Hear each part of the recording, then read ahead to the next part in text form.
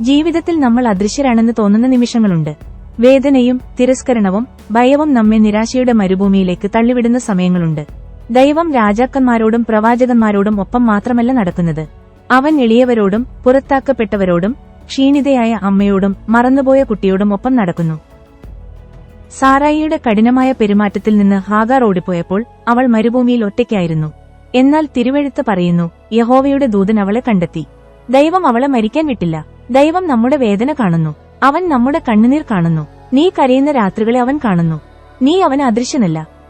വർഷങ്ങൾക്കുശേഷം ഹാഗാറും അവളുടെ മകൻ ഇസ്മായിലും വീണ്ടും മരുഭൂമിയിലേക്ക് എറിയപ്പെട്ടപ്പോൾ അവർ ദാഹത്താൽ മരണത്തെ അഭിമുഖീകരിച്ചു.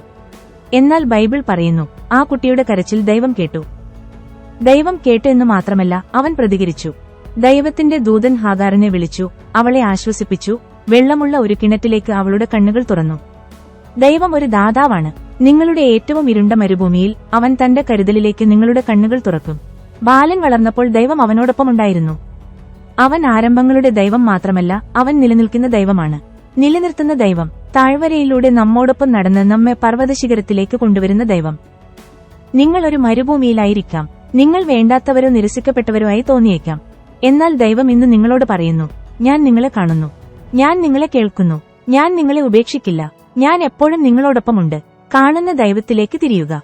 കേൾക്കുന്ന ദൈവത്തോട് നിലവിളിക്കുക. നൽകുന്ന ദൈവത്തിൽ ആശ്രയിക്കുക.